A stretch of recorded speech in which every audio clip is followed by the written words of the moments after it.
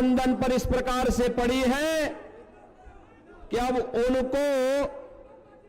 उनको इसके लिए भी झूठ बोलने के लिए भी सहारा लेना पड़ रहा है। आज सुबह ही मैं कांग्रेस के राष्ट्रीय अध्यक्ष और समाजवादी पार्टी के अध्यक्ष की एक प्रेस वार्ता सुन रहा था। वे दोनों कह रहे थे कि साहब हम एक विचारधारा की लड़ाई लड़ रहे हैं। बहनों और भाइयों, मैं पूछना चाहता हूं इन दोनों दलों से कि कौन सी उनकी विचारधारा है,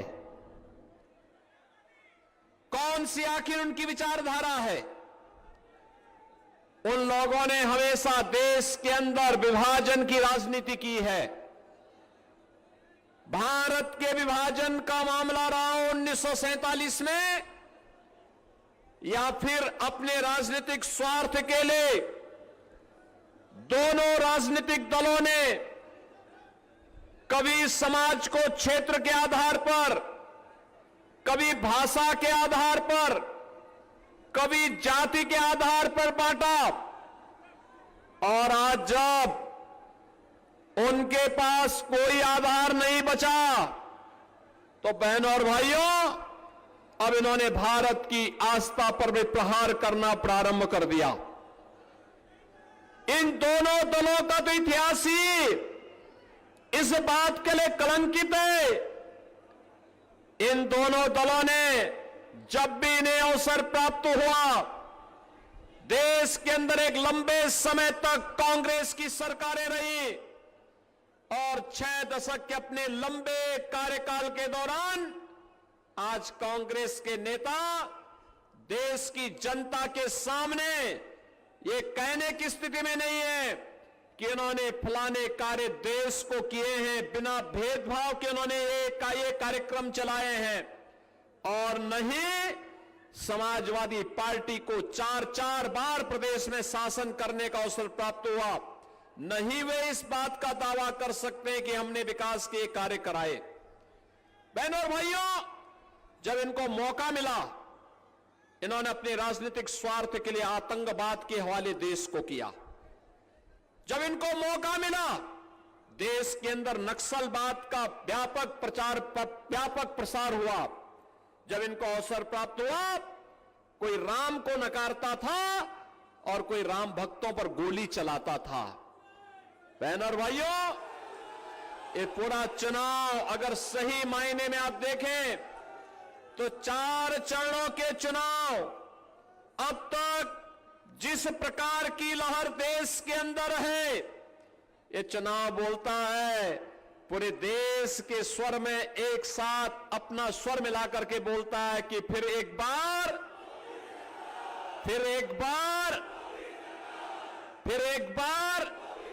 मोदी सरकार, और अब की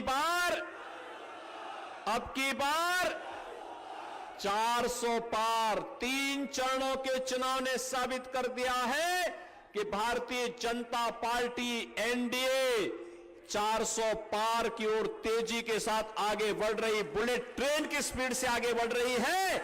उससे विचलित विपक्ष अब बहुत ही निचले स्तर की राजनीति करने पर उतारू हो गया है। और जब भारत के अंदर जब उन्हें कोई समर्थक नहीं मिल रहा है, तो अब उनके द्वारा पाकिस्तान से अपने समर्थन में बयानबाजी करवाई जा रही है। बहनों और भाइयों, पाकिस्तान के हालात आप देख रहे होंगे। एक भारत है जिसने कोरोना कालखंड में जो अपनी योजना चालू की, 80 करोड़ लोगों को फ्री में राशन देने की सुविधा, 80 करोड़ लोगों को भारत फ्री में राशन की सुविधा का लाभ दे रहा है। और दूसरा पाकिस्तान है, 23 से 24 करोड़ की आबादी कैसे भूखों मर रही है। पिछले 1 सप्ताह से वहां पर हो रहा उपद्रव इस बात का साक्षी है कि 1 किलो गेहूं के लिए, 1 किलो आटा के लिए सड़कों पर छीना झपटी हो रही है, मारपीट हो रही है, दंगे हो रहे हैं, आगजनी हो रही है। ये पाकिस्तान को वहां के नेताओं ने कहां पहुंचा दिया। और उस पाकिस्तान का राग अलापने वाले कांग्रेस और समाजवादी पार्टी के लोग किस प्रकार का वक्तव्य दे रहे हैं। कहते हैं कि पाकिस्तान के खिलाफ मत बोलो, उसके पास एटम बम है। तो हमने कहा क्या हमारा एटम बम फ्रिज में रखने के लिए बना है क्या? ऐसी हरकतें करते थे। वकालत भी किसकी करते हैं? केवल एक लक्ष्य है कि मोदी जी ने भारत के हालात को बदला है। 10 वर्ष में एक नए भारत का दर्शन करवाया है। एक भारत श्रेष्ठ भारत को आज पूरा भारत देख रहा है, जिस भारत ने 140 करोड़ लोगों का सम्मान बढ़ाया है। भारत की सुरक्षा व्यवस्था को पुख्ता किया है। नक्सलवाद और आतंकवाद पर नकेल कसी है। जिस भारत में विकास के बड़े बड़े कार्य हो रहे हैं, हाईवे बन रहे हैं, रेलवे के कार्य हो रहे हैं, नई नई ट्रेन चल रही है, चाहे वह अमृत भारत ट्रेन हो, चाहे वह नमो भारत ट्रेन हो, और चाहे वह ट्रेन की वह नई व्यवस्था जिसको आज आप वर्ल्ड क्लास रेलवे के इंफ्रास्ट्रक्चर को देख करके आप कह सकते हैं कि हम भी दुनिया के अंदर एक नई प्रतिस्पर्धा में खड़े हैं। बहनों और भाइयों, एक्सप्रेसवे हो या मेट्रो, एम्स हो, IIT, IIM, triple IT, NIT, world class university, हर घर नल की योजना हो, या फिर भारत के विकास के लिए तेजी के साथ उभरता हुआ भारत का शहरीकरण का एक नया ढांचा, केवल अब यूथ ही स्मार्ट नहीं होगा, सिटी भी स्मार्ट होगी। लखनऊ सिटी हमारी स्मार्ट सिटी बन चुकी है। बहनों और भाइयों, गरीब कल्याणकारी योजनाओं का लाभ, 60 करोड़ लोगों को 5 लाख रुपए की प्रतिवर्ष स्वास्थ्य बीमा का कवर, 5 लाख रुपए की वो स्वास्थ्य का उपचार कहीं भी किसी भी हॉस्पिटल में जाके कर सकता है। और उत्तर प्रदेश में तो हमने ये भी व्यवस्था की है कि किसी ने आयुष्मान का कार्ड नहीं बनाया, बीमार हो गया, कोई पूछने वाला नहीं, तो हम कहते हैं कोई विधायक, कोई सांसद, कोई पूर्व विधायक, कोई पूर्व सांसद, कोई जनप्रतिनिधि, कोई पदाधिकारी या पीड़ित स्वयं भी हमें पत्र लिख देता है कि फलाना व्यक्ति बीमार है, उपचार नहीं करा रहा है, तो हम उसको कहते हैं जनधन अकाउंट क्या है उसका, और जनधन अकाउंट का भेज करके मैं मुख्यमंत्री राहत कोष से उसके अकाउंट में सीधे पैसा भेज देता हूं कि जाओ उपचार कराओ, सरकार आपके पास साथ में है। बहनों और भाइयों, ये 50 करोड़ लोगों को जनधन अकाउंट का सौगात किसने दिया? 12 करोड़ लोगों के घरों में शौचालय बनाने का काम हो, या स्वस्थ ईंधन के रूप में 10 करोड़ घरों को उज्ज्वला योजना के कनेक्शन, और यूपी में तो होली और दीपावली को हमने फ्री में भरा हुआ सिलेंडर भी सबको उपलब्ध करवा रहे हैं। बहनों और भाइयों, ये वही यूपी है जिस यूपी में समाजवादी पार्टी में नारा लगता था, जो प्लॉट खाली है उस प्लॉट पर उनका कब्जा होता था, उनके गुंडे कब्जे कर देते थे। और अब तो मोदी जी के शासन में 4 करोड़ गरीबों को अब तक आवास मिल गया है। और भारतीय जनता पार्टी ने अपने संकल्प में कहा है, संकल्प पत्र में कहा है, जितने भी बाकी बचे हुए गरीब होंगे उन सबको एक एक आवास उपलब्ध होगा, अगले 5 वर्ष के अंदर उपलब्ध होगा। बहनों और भाइयों, भारत के हित के लिए अगर एक प्रधान है तो एक विधान भी होगा। समान नागरिक कानून भारत के अंदर भारतीय जनता पार्टी लागू करेगी, यह भी संकल्प पत्र में भारतीय जनता पार्टी ने कहा है। बहनों और भाइयों, ये जितनी योजनाएं भारतीय जनता पार्टी ने गरीब कल्याण की है या विकास की योजनाओं को लाए हैं, क्या इसमें किसी का चेहरा देखा गया? क्या किसी जाति, किसी मत, किसी मजहब, किसी क्षेत्र, किसी भाषा विशेष कोई प्राथमिकता दी गई? नहीं।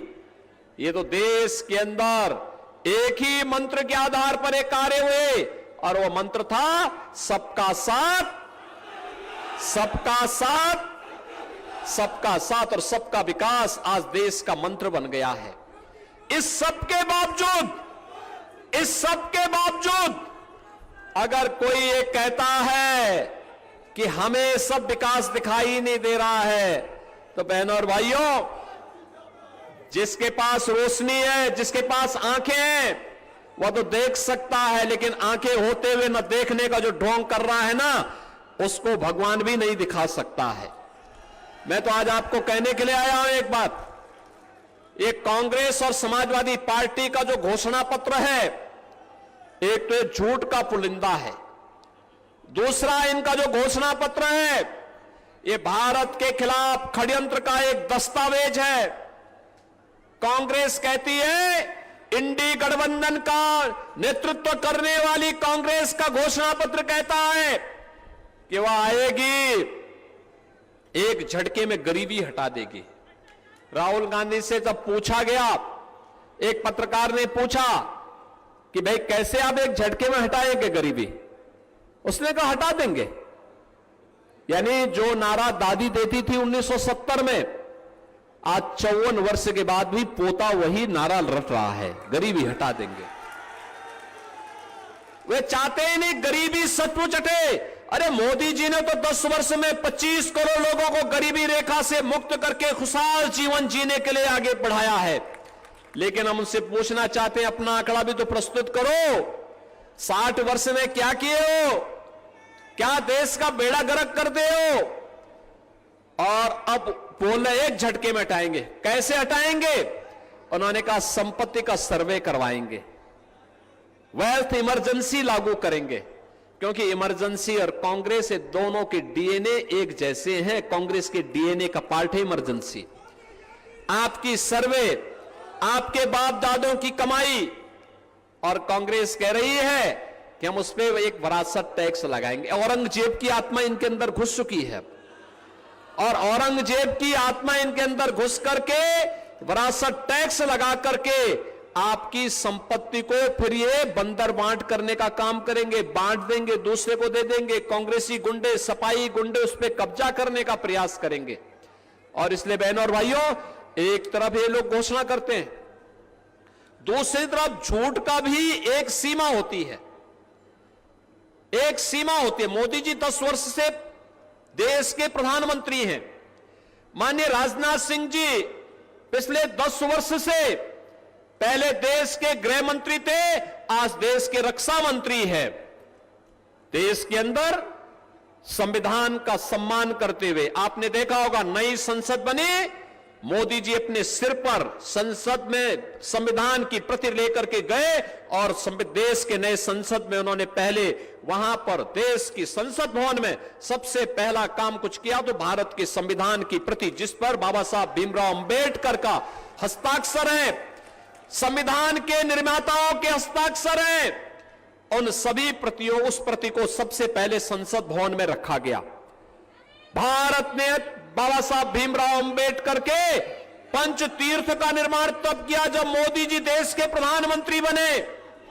और आज कांग्रेस क्या कहती है? झूठ बोलती है, कहती है कांग्रेस और समाजवादी पार्टी की भाजपा आएगी, भाजपा आएगी तो ये क्या कहती है कि भाजपा संविधान बदल देगी। आप मुझे बताओ, अरे हम संविधान की शपथ खाते हैं, हमने अनुसूचित जाति, जनजाति और पिछड़ी जाति के आरक्षण को मजबूती दी और वह हक उन तक पहुंचाने का काम भी किया है।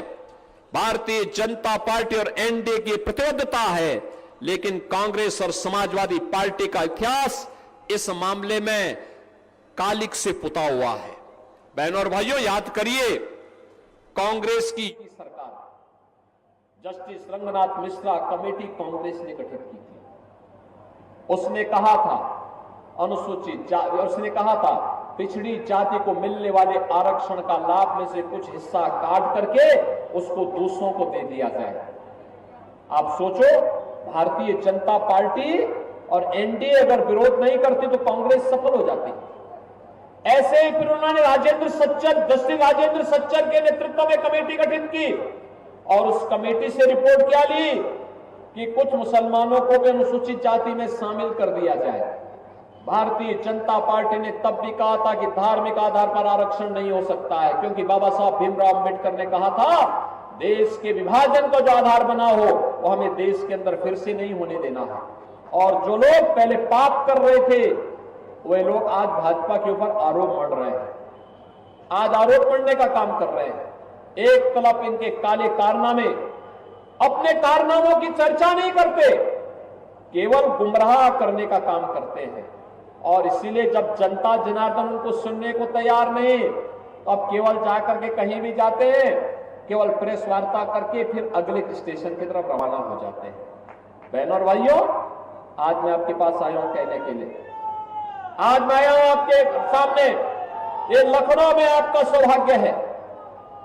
श्रद्धेय अटल जी ने लखनऊ के बारे में जो सोचा था, लखनऊ के बारे में जो उनकी परिकल्पना थी, आदरणीय राजनाथ सिंह जी ने 10 वर्ष के अंदर लखनऊ को वह सब कुछ देने का कार्य किया।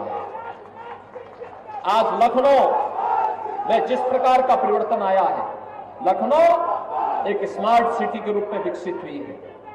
लखनऊ के अंदर अगर आपको देखना है, आज मुख्यमंत्री सचिवालय के सामने सरदेव अटल बिहारी वाजपेयी जी की सबसे बड़ी प्रतिमा की स्थापना माननीय राजनाथ सिंह जी के कहने पर, राजनाथ सिंह जी की प्रेरणा से एक राष्ट्रीय प्रेरणा स्थल बन रहा है। बहनों और भाइयों, ये राष्ट्रीय प्रेरणा स्थल जिसमें डॉक्टर श्यामा प्रसाद मुखर्जी, पंडित दीनदयाल उपाध्याय और श्री अटल बिहारी वाजपेयी जी की अब तक की सबसे बड़ी प्रतिमाएं स्थापित करते हुए एक बेहतरीन केंद्र के रूप में उसको विकसित करने का काम इसी लखनऊ में हो रहा है। ये लखनऊ में आज ग्रीन कॉरिडोर का निर्माण भी हो रहा है और लखनऊ में आज किसान पथ का भी निर्माण हो चुका है। याद करिए, लखनऊ की यातायात की रीढ़ बन चुका सही पथ तब बना था जब भारत सरकार के सड़क परिवहन मंत्री के रूप में माननीय राजनाथ सिंह जी थे, और आज किसान पथ की सौगात भी उन्होंने लखनऊ वासियों को दी है। बहनों और भाइयों, लखनऊ के अंदर विकास के लिए केवल ये विकास के काम ही नहीं हुए हैं। लखनऊ के बारे में कोई सोचता था कि लखनऊ की चिकनकारी वैश्विक मंच पर धमाका धूम मचाएगी? आज लखनऊ की यह परंपरागत उत्पाद वन डिस्ट्रिक्ट वन प्रोडक्ट के माध्यम से जीआई टैग भी हुई है और दुनिया के अंदर धूम भी मचा रही है। और आज यही लखनऊ है, यही लखनऊ है जिस लखनऊ के बारे में कहते थे ना कि मुस्कुराए आप लखनऊ में है। यहां के एयरपोर्ट की चर्चा आज दुनिया में हो रही है, और चर्चा ही नहीं हो रही है, अब यहां लखनऊ में बनने वाला माननीय राजनाथ सिंह जी ने रक्षा मंत्री के रूप में जो ब्रह्मोस मिसाइल यहां की बनाई है, जब वह, बहनों और भाइयों, वो मिसाइल जब भारत की सीमा पे गरजती है तो पाकिस्तान समेत दुश्मन की पैंटें भी गीली होती हुई दिखाई देती है। बहनों और भाइयों, ये नया भारत है, छेड़ेगा नहीं, लेकिन अगर किसी ने छेड़ने का दुस्साहस किया तो उसको छोड़ेगा भी। ये नया भारत है। अब कांग्रेस और समाजवादी पार्टी के समय का भारत नहीं है। उनके समय कोई आतंकी घटना घटित होती थी, इनके नेता क्या बोलते थे? वो तो सीमा पार का आतंकवादी है, सीमा पार के आतंकवादी है, सीमा पार का हाथ है। अरे आज वो सीमाएं सब समाप्त। अब अगर किसी ने दुस्साहस किया तो इतना दम है कि एयर स्ट्राइक और सर्जिकल स्ट्राइक भारत के जवान करते हैं और दुश्मन को उसकी माद में घुस करके मारते हैं। एक और नया भारत और दूसरी तरफ श्रेष्ठ भारत है। 500 वर्षों का इंतजार समाप्त होता है। अयोध्या में रामलला का 500 वर्षों के बाद विराजमान होना वर्तमान पीढ़ी के लिए इससे बड़ा सौभाग्य का कोई विषय ही नहीं हो सकता। बहनों और भाइयों, मैं तो आपसे एक बात कहना चाहूंगा, आप वर्तमान और भावी पीढ़ी को कहने की स्थिति में हैं कि जब हम लोगों को अवसर मिला, हमने सही जगह अपने वोट का लोकतांत्रिक अधिकार का इस्तेमाल किया, तो हमारे लोकतांत्रिक अधिकार के कारण हमने अयोध्या में रामलला को विराजमान करा दिया। ये सच है, मोदी जी का नेतृत्व है, ये सच है। मैं प्रदेश में मुख्यमंत्री हूं, लेकिन बहनों और भाइयों, इसके वास्तविक हकदार आप हैं, श्रेय लेने के वास्तविक अधिकारी आप हैं, क्योंकि भारतीय जनता पार्टी को कमल निशान पर आपका एक एक वोट सीधे मोदी जी के हाथों को मजबूत करता है, मोदी जी को मजबूती देता है। और जब एक मजबूत सरकार होती है, ऐसे ही वह परिवर्तन ला करके दिखाती है, जो परिवर्तन अयोध्या में आई है। आप वर्तमान पीढ़ी को कह सकते हैं कि देखो ये काम हमने किया है। और बहनों और भाइयों, लोग तो सुधरेगा ही सुधरेगा, लेकिन परलोक जाने पर अपने पूर्वजों को ही बता पाएंगे कि आपके संकल्प की पूर्ति करके आए हैं हम लोग, अयोध्या में रामलला को फिर से विराजमान करके आए हैं हम लोग, और उनका भी आशीर्वाद प्राप्त होगा। बहनों और भाइयों, ये कांग्रेस और समाजवादी पार्टी का ये गठबंधन जब भी हुआ है, यह देश के लिए भी और प्रदेश के लिए भी खतरनाक हुआ है। और इसीलिए प्रदेश ने 14 में, 17 में, 19 में, 22 में इस गठबंधन को पूरी तरह नकारा है, पूरी तरह नकारा है। क्योंकि मालूम है, इनकी संवेदना राम भक्तों के प्रति नहीं है, इनकी संवेदना भारत के गरीब के प्रति नहीं है, बेटी और व्यापारी के प्रति नहीं है, समाज के सामान्य नागरिकों के हाथ में, नौजवानों के हाथ में ये तमंचे पकड़वाते थे। और आपके सांसद ने तो लखनऊ को ब्रह्मोस मिसाइल दी है, ब्रह्मोस मिसाइल जो देश की सुरक्षा कर रही है। आज हम लोग 2 करोड़ युवाओं को टैबलेट दे रहे हैं। ये टैबलेट देने वाला, लेने वाला नौजवान स्मार्ट नौजवान बनेगा और मोदी जी के आत्मनिर्भर और विकसित भारत की संकल्पना का सारथी बनेगा। और उसी सारथी बनाने के लिए हम सब आए हैं लखनऊ वासियों के पास, आपसे कहने के लिए कोई संदेह नहीं। देश के अंदर 2 सीटों पर किसी को संदेह नहीं। हर व्यक्ति जानता है कि काशी में मोदी जी रिकॉर्ड वोटों से जीतेंगे और लखनऊ में माननीय राजनाथ सिंह जी रिकॉर्ड वोटों से जीतेंगे। लेकिन बहनों और भाइयों, रिकॉर्ड भी ऐसे होना चाहिए, रिकॉर्ड भी ऐसे होना चाहिए जैसे लखनऊ के पास इंटरनेशनल एयरपोर्ट बना है। रिकॉर्ड भी ऐसे होना चाहिए जैसे किसान पथ बना है, जैसे मेट्रो की सुविधा मिली है, जैसे आपको स्मार्ट सिटी मिली है।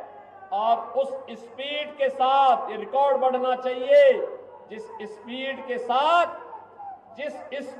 साथ बुलेट जैसी स्पीड ब्रह्मोस मिसाइल की है, वही स्पीड आपके वोट की रफ्तार को बढ़ाने की लखनऊ के अंदर होनी चाहिए। बहनों और भाइयों, इसके लिए आप सबको, मैं तो लखनऊ वासियों से कहूंगा कि बहनों और भाइयों,